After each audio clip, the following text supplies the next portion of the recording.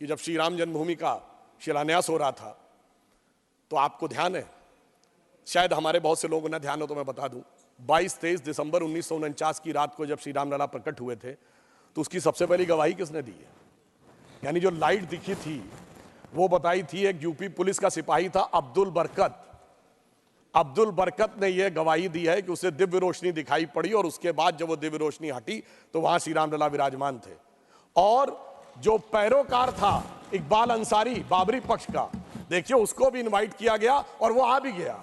अब्दुल बरकत को रोशनी दिख गई मगर इनको रोशनी अभी तक नहीं दिखी। इकबाल अंसारी जो था वो आ गया रामलला की प्राण प्रतिष्ठा में, उसका तो इकबाल बुलंद हो गया, इनका इकबाल नहीं बुलंद हो पाया, जमींदोज रह गया। ये मुझे समझ में नहीं आता है कि ये किस आधार के ऊपर ये निर्णय लेते हैं।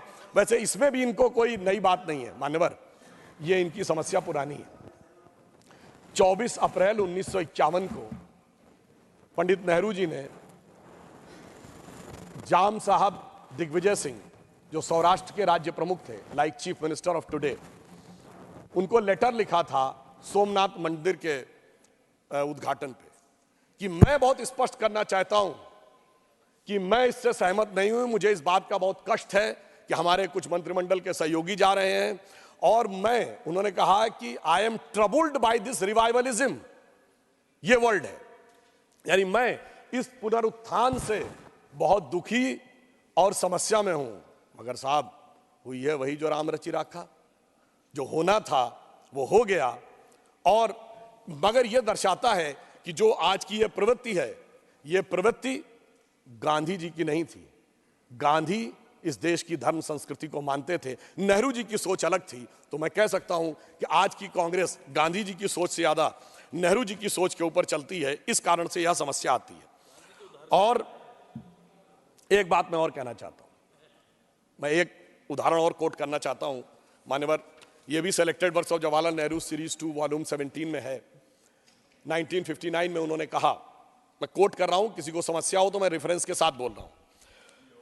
ललित कला अकादमी में वो भाषण देते हुए कहते हैं, mister Humayun Kabir referred to the great temples of south and Taj Mahal, but when ever I go to south temples of south in spite of their duty I can not stand, I feel suppressed.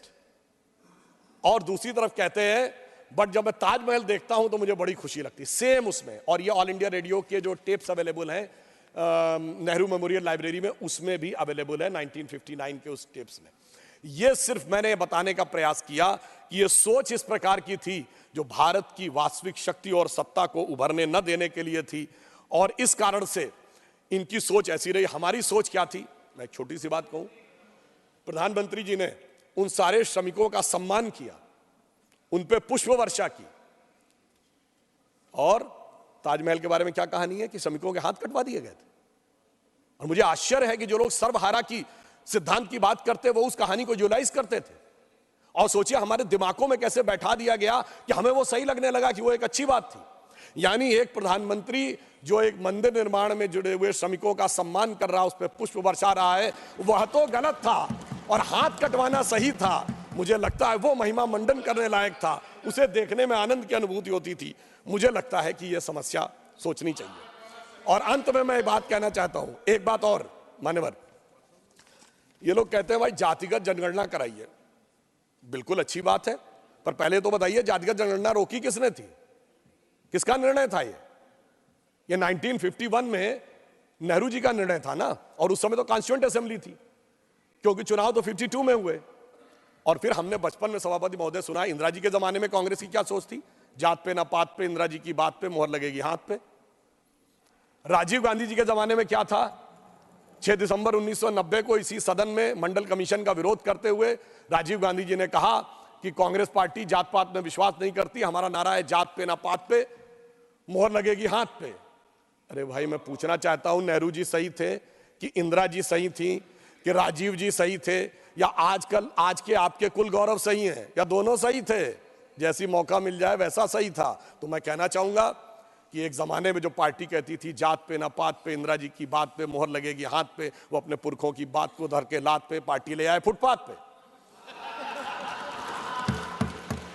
एक और मैं बात कहना चाहता हूं मान्यवर, एक और विषय, माननीय खड़गे जी ने कहा था कि देश की साक्षरता दर और एक इनकलाब आएगा, 1951 में 18% थी। मैं कहना चाहता हूं अपने विपक्षी साथियों से, इनकलाब आएगा नहीं, इनकलाब आ चुका है।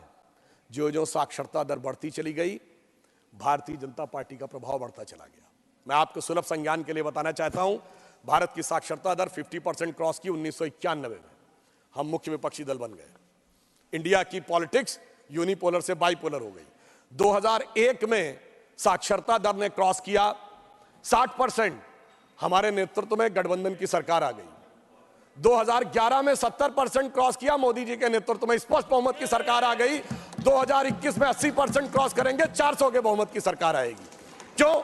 जो जो समाज शिक्षित हो रहा है, सत्य का साक्षात्कार हो रहा है। बाबा साहब अंबेडकर ने कहा था, शिक्षा शेरनी का दूध है, जो पी लेगा उसके मन में कोई कंफ्यूजन या संशय नहीं रहेगा। और भारत की युवा पीढ़ी उसको देखकर पूरी तरीके से आगे बढ़ती चली जा रही है।